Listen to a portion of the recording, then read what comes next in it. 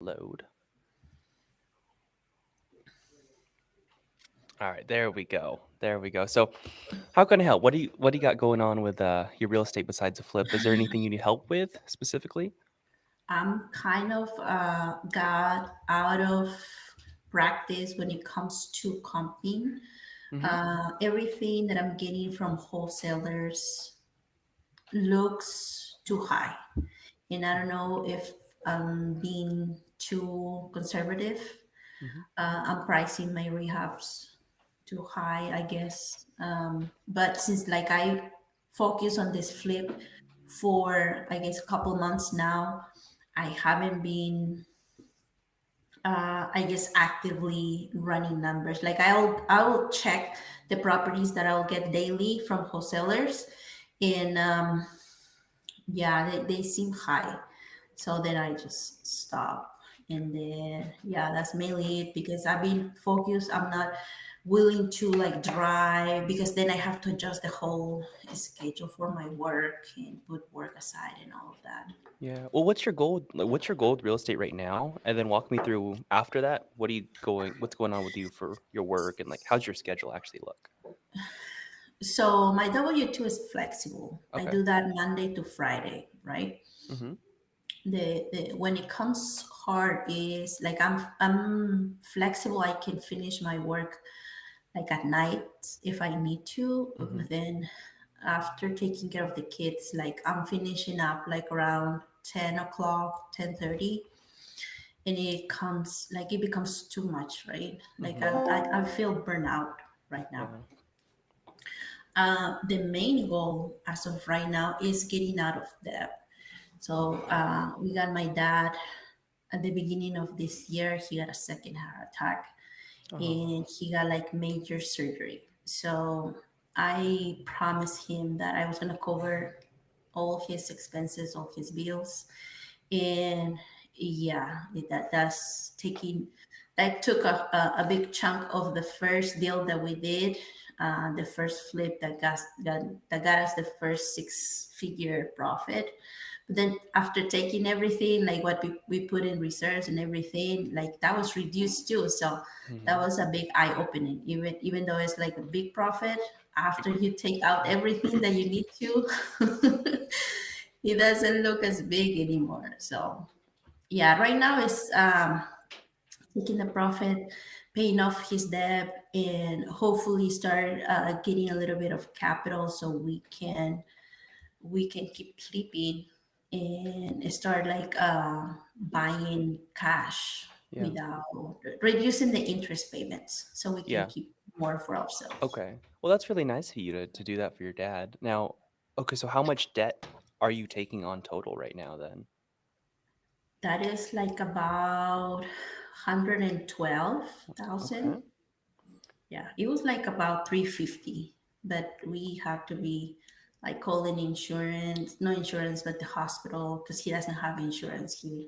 I asked him to stop working because he wasn't feeling good at work. Yeah. So, and then after I asked him to stop working, he had the heart attack. So Yeah. I felt bad. Now, right now, is the stuff you're doing at your W-2, is that enough to cover the payments on all that debt? Or are you having to do No, other stuff to cover that? yeah, no, it doesn't cover everything. Like it was enough to cover for my family and then to have my parents to stop working, right? Mm-hmm. To kind of be retired. But with the medical situation, is that is not enough. So How close is it? Like, what's the debt payments total a month versus your W-2 income, or if you're willing to share? uh, so my W two is like about 3,000 every 2 weeks, Okay. and that is yeah, that's enough for us to be okay. So we are a family of five, six, seven now with my parents, right? So that's including everything, mortgage, bills, That's net. everything. Um, yeah. Okay. Two. Okay. But then when we're talking about payments, I mean they're making it flexible, right? So he can pay little by little. But yeah, that's when I come short. Okay. Okay. Gotcha. So hold on. Let me do that math. 330 times 26 weeks divided by 12. So roughly 6,500. And then the payments, did you say the amount? I'm sorry for the debt. I might have missed that. 112. No, for the not the total amount, but how much are you paying monthly on all that stuff? Oh, right now we're paying the bare minimum, Okay, okay. just the minimum, because yeah. What is that So, though? so sometimes it can be 250, sometimes it can be 300. Okay. Um, yeah. Gotcha, gotcha. And so your game plan to get rid of that is, the job is looks like the job is feeding the family and everything, and the income that you want to pay off the debt is going to be from flips. Is that your game plan? Yes. Okay. Okay. So now I have an idea of your situation. So you got that situation. How much time extra do you a week do you have to dedicate towards your real estate income? Realistically, because I know you got the kids too. So for example, I do have to sit down and do like run numbers, do my accounting, everything, like at least 1 to 2 hours daily. 1 to 2 hours a day. Okay. And then like the days that I have to go to the flip and check my stuff and everything, that's like adding 2 3 hours. Gotcha. Now, is there gonna be a moment where that 300 a month payment on all that debt changes to much higher? Because that's a really low payment for as much debt as that is.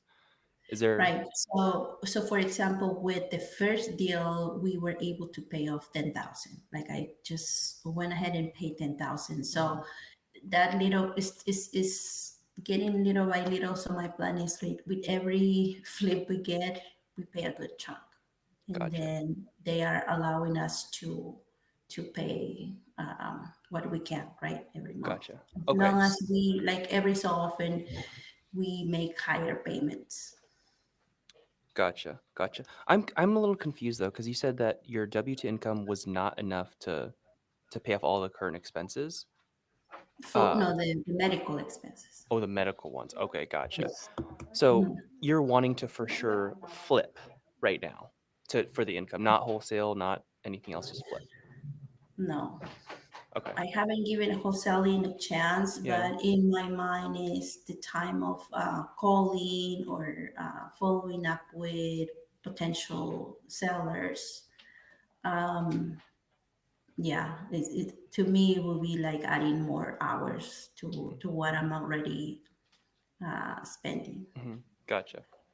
Okay. I mean, the things that I can think of is if you want to flip to generate that extra income to pay off that 112K or so in debt, if that's the goal and you have that 1 to 2 hours a day, I think the strategy you're using is actually pretty good as far as reaching out to the wholesalers and seeing deals from them. However, what you described earlier when you talked about the wholesalers being off on their numbers is they are. A lot of wholesalers they don't know how to get good deals, and oftentimes they'll put out a price like, "Hey, we want this 300,000 for the home," when you know in your heart the most I can actually pay is 200. Now, still make your offers. Still make your offers to the wholesalers. So whenever they email you, they text you, they call you, make the offer and do it fast.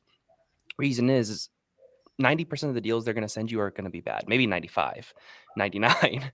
The 1%, you want to look out for those. And it's all the ones that the wholesalers will actually have to lose out on those deals. So let's say they send you a deal. They want to ask 300,000, but you're like, oh, I have to be at 220. Still make the offer and say, hey, look, here's where I have to be for this. I know it's not what you're asking, but I'd love to do business with you in the future. I'm cool being a backup. No big deal. I just don't know how low you can go. And they'll be upfront with you, like, hey, like we locked this up at 250. We can't go that low. But you keep following up that wholesaler just because if there's a chance for them to actually make the deal happen, they'd have to talk to the seller to renegotiate. So you want to be sure that you can actually stay on top of them, just in case maybe they lose their contract and maybe you can go directly to the seller after, or maybe they renegotiate with the seller and they can get you the price you need because they didn't get the deal deep enough. So I think it's still a really good method. It's probably your most efficient method if you want to flip actually. Does that make sense? Yes. Yeah. So you can still make those offers now. What else is that the main thing you're doing to try to find your next deal? Yes, we're hoping to buy another property before the end of the year. Hmm. just because we're finishing this one, and we want to jump onto the next one so we can keep repeating and keep paying off the balance, right? Yeah. Well, how many? Then it becomes the question of you have to start tracking some kind of metric for you to understand, is my performance up to par of what I can actually do in those 1 to 2 hours? And if you're talking to wholesalers specifically, it's probably going to be number of offers that you make a day, or like because I don't know how many wholesalers do you talk to? At least five, more than that, five, six. Like I'm always connecting. I'm always kind of reaching out Yeah. because I can go see them, right? I'm very limited on that too. Sometimes I'll get like an offer and they want me to go like in 1 to 2 hours, right? Go see the Oh, house. oh, And that's I where I'm wouldn't see limited. those. No, so don't waste your time seeing the properties before you know, like, it will be a contract for you. Because that otherwise your time is so limited to the 1 to 2 hours a day. You want to make that sure that time is being spent making your offers or talking to them, trying to see where they're at. So let's say a wholesaler brings you a deal asking 300K, and you're like, hey, like I gotta be 250. And they're like, hey, can you see the property? Like, no, like I want to make sure that it could work. Otherwise, I'd be wasting my time. Like, I'm perfectly fine getting it to this point sight unseen, and then maybe when like they're like, yeah, I'll accept your contract, maybe, yeah, go check out the property before, so you get eyes on it, but otherwise you'd be wasting time. Now, you also said that you're talking to maybe five or so wholesalers consistently. You want to shoot that up, like you really want to bring that up to 100 plus wholesalers, so you got to start networking. And these could be ways to find wholesalers in terms of Facebook groups. That's a really good easy way. You go to like That's real. how I got my first deal. Yeah, there, that's how you got your first deal. There we go. But use those. So join all the ones that are real estate investor Facebook groups, wholesaler Facebook groups, and make posts. You're like, hey, I'm buying, I'm looking to connect to some wholesalers in this specific area. And you want to slowly add more and more wholesalers to your list. And then once you have a list, you want to follow up with them at least every single month. Just quick text or a call, like, hey, just checking in. You got any deals? Like, that's really all it is. And eventually, let's say you had 100 wholesalers you're talking to, someone's bound to find an actual deal. And then you just have to filter through, make your offers. So I think the two metrics you're going to be looking at are offers made on the deals they're sending, and then how many wholesalers you're contacting per day. So contacts, whether it's text, whether it's calls, however you think is best for you. Uh, the ways to find them, like I said, Facebook, in person meetups, and just on those in-person meetups, the way that you would get the most out of them is you just start talking like, "Hey, does anyone know any wholesalers around here?" And you just get all their contact info. That's the only purpose for those networking events in your case, because you have a very specific goal. You want to get your first property. So I would go to those in-person meetups, as many as you can, as well as the Facebook groups, and that'll get you your first really solid base of a lot of wholesalers. The other ways you can find them are like if you skip trace them and you cold call a lot, which that takes a lot of time and effort and money. So like these are probably your fastest bets, free on how to do it. And then from there, it's just setting yourself a goal of, okay, how many in 1 to 2 hours a day, how many offers can I make per wholesaler? Like for these wholesalers, all their deals, that means how fast can you analyze and then offer? And then how many contacts can I make? And then it's just setting a goal for yourself within that time frame, every single day. Does that make sense? And then Yes, it is. you'll find that next deal fast because you're going to be laser focused. There's no other things that you're doing, and the 1 to 2 hours will be set. It does make sense because sometimes I'm just sitting here and evaluating Yeah. like the properties that they're sending me, but I mean, I don't do anything with them. Like the numbers don't make sense to me, and I just keep move to the next. And the list is Oh. big because they email me every day or text me, right? Mhm. And because I can go see them whenever I can, then I make sure to pay attention to the pictures, or sometimes they'll include videos, right? But I think that's where I don't feel comfortable. Yes, yet. Like I think that's where I feel like I'm being too conservative because I don't know my numbers yet. Like for Mm. some houses will need just cosmetics, others will need foundation, and I don't see that. Mhm. So I think that's where I feel afraid Yeah. that I'll Well, need that don't extra. worry. Wait, what are you afraid of then? Are you afraid of them not That liking I'm your offer? gonna underestimate the work that is needed, and then I'll spend more. Like this current flip, we went over already 12,000, right?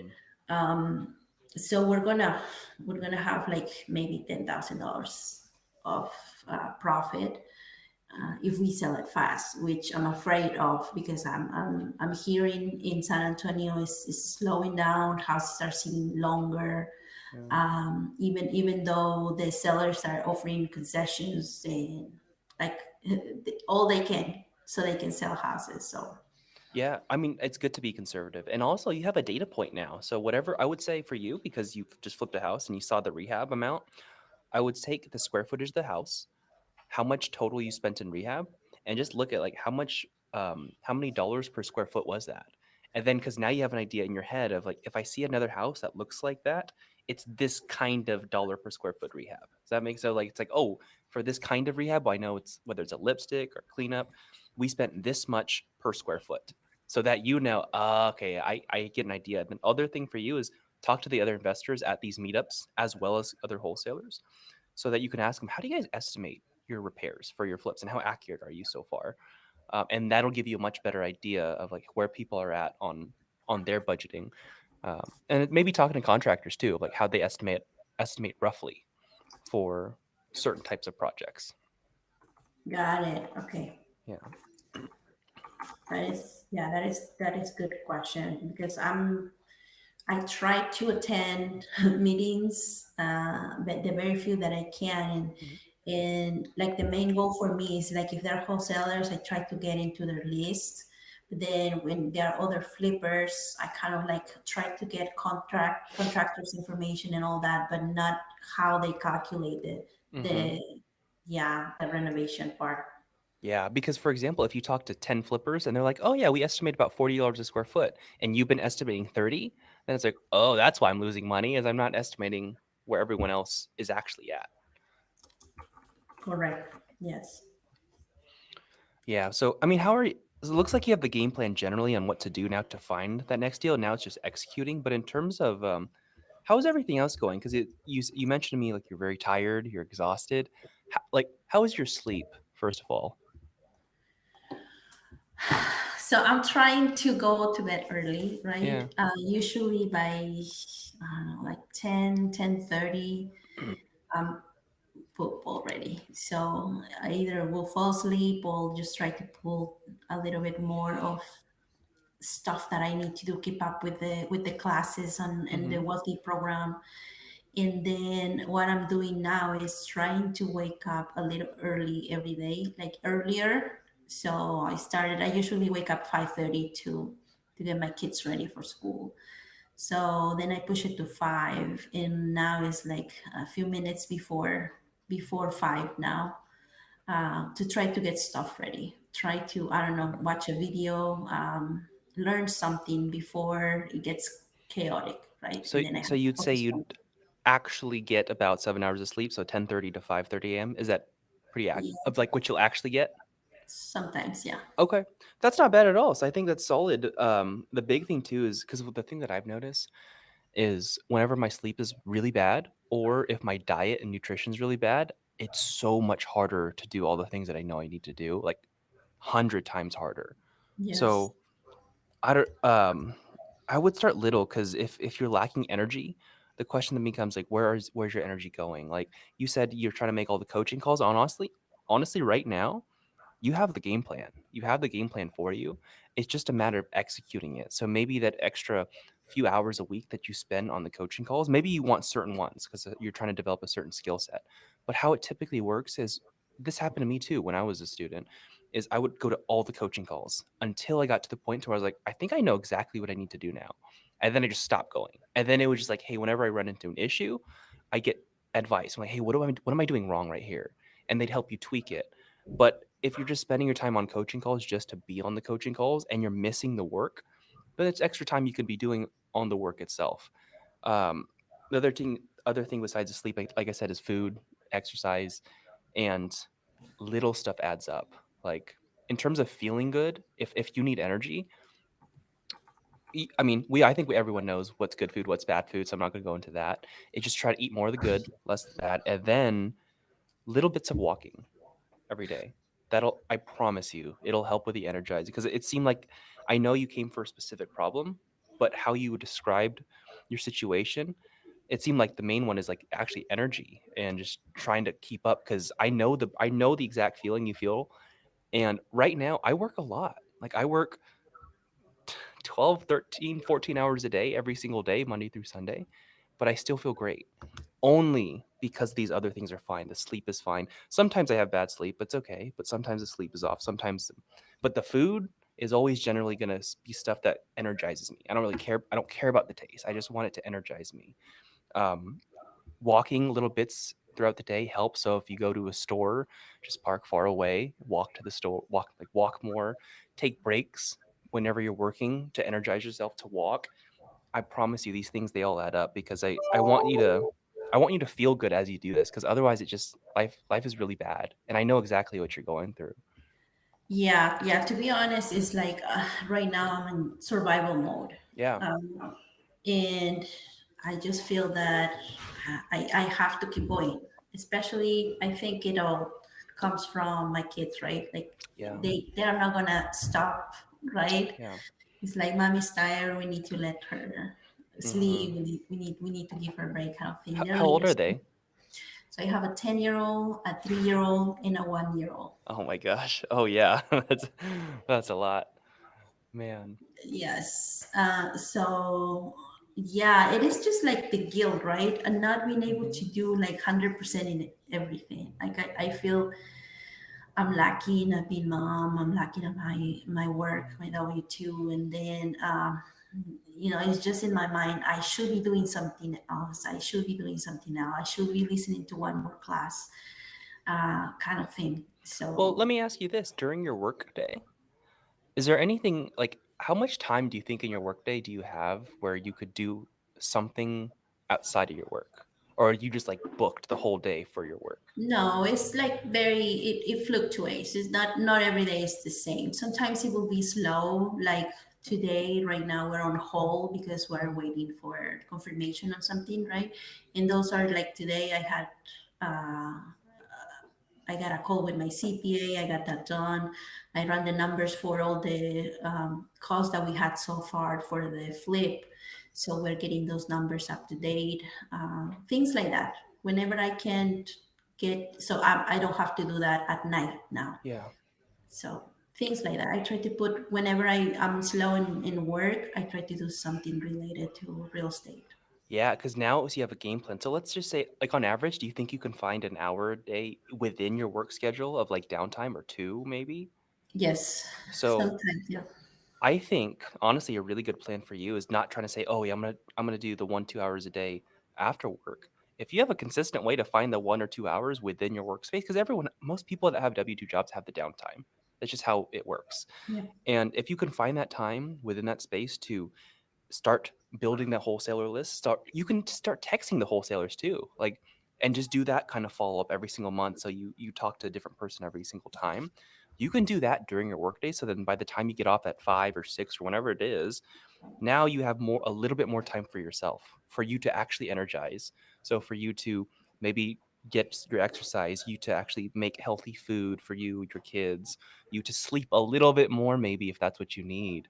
Like that stuff, that'll make the difference. So I think, like, if I was in your situation, that's what I would do. I would find the downtime within my work schedule to do my real estate business, and at least do it until I would do it until you felt good again, like you felt energized, you're happy for the day. Then I'd be like, okay, maybe I can squeeze another extra hour after my work, and then you just now it's just playing with it. Mhm. Does that all make sense? Yes.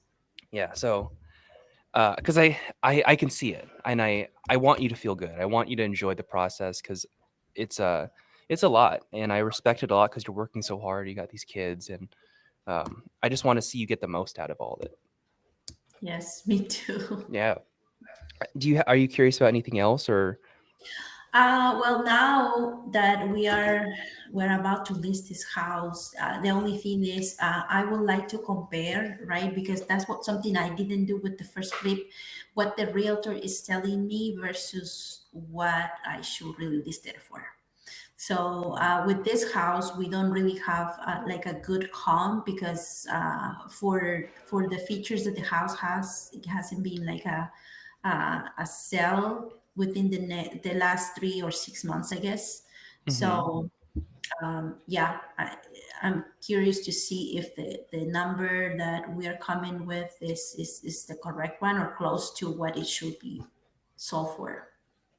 So you're trying to compare like your analysis versus your realtor analysis on the listing price? Okay. I mean, what are you guys right now? Are you guys similar? So that is where, I mean, I don't have any other like comps other than the ones that she sent me. Um, Oh, but she didn't give you a number or a range that she thinks it would be good to list we at? are we are thinking like, and initially we were thinking 320, Mm-hmm. and now we're thinking, so we don't have the house for so sitting there for so long. I was telling her maybe we can do even 5,000 less, so maybe 315. Okay. Oh, so you guys are pretty similar in the comps anyways. Okay. Yeah, I mean, if you're talking about like opinion about the realtor about ARV, like before you fix it up, usually I just rely on your data. Like a lot of realtors, they don't understand that kind of side. But once it's fixed up and they see the home, they comp it. Usually they're pretty good at determining, yeah, I think it'll sell for this because you guys are incentivized the same. They get paid whenever the house sells, so they want it to sell, like just like you do. Yeah. But do you feel a little bit better after this conversation? I do, because it's like, like with the feeling tired, feeling exhausted, sometimes Hmm. it's like I don't have a good, I guess, perspective, like how to start planning things. Like I just keep doing it because I have to, but I don't have a good system, I guess. Yeah, Yeah, I feel yeah. that I don't have a good system. I, But what you gave me is like how to track what I'm doing is going somewhere, right? Instead of mhm. just doing it and get stuff done, but I'm not really tracking how I am improving. So I think number of offers and number of wholesalers I'm connected with is a good way to do that.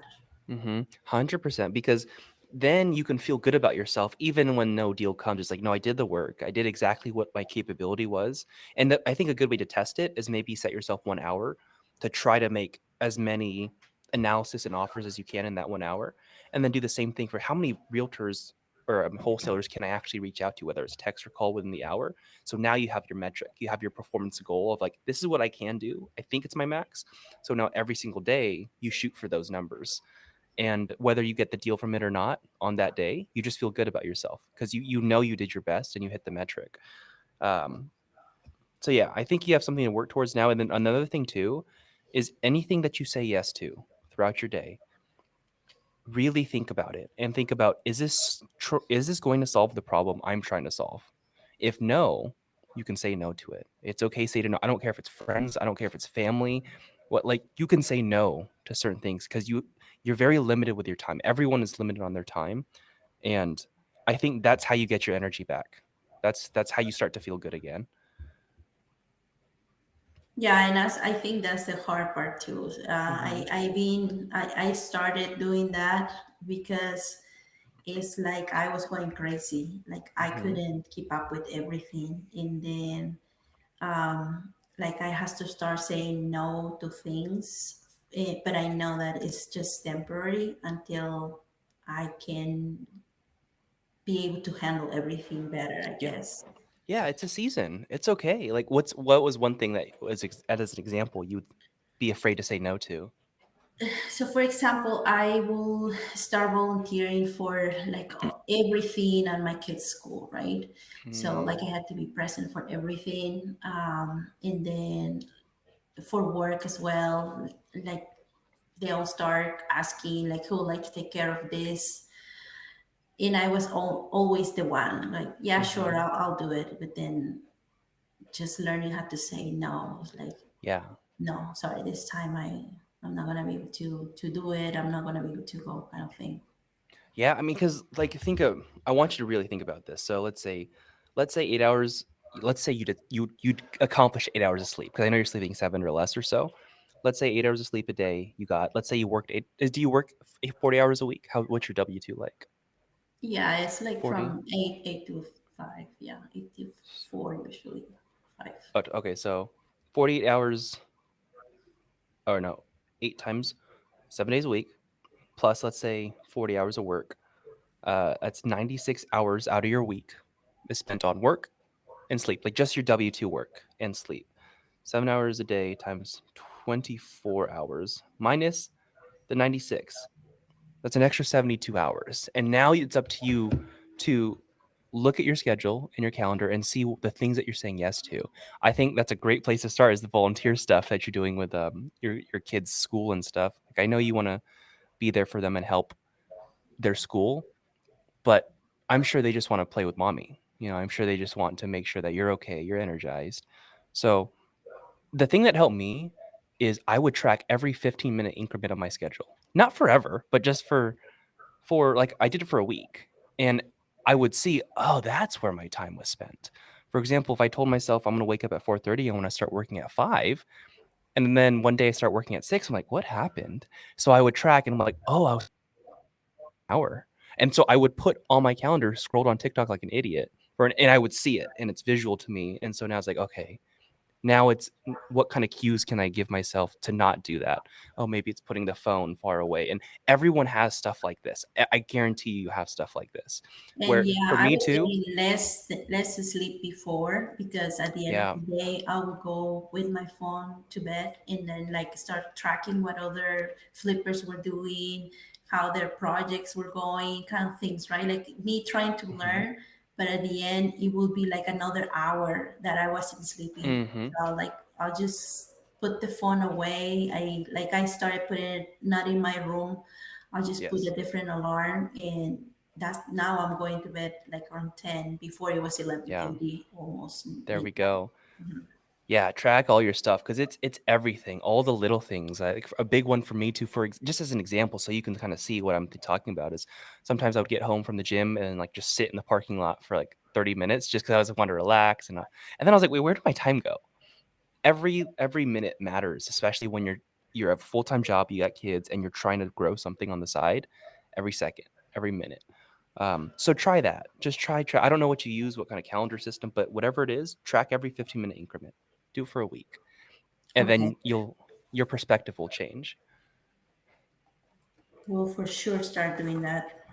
Yeah.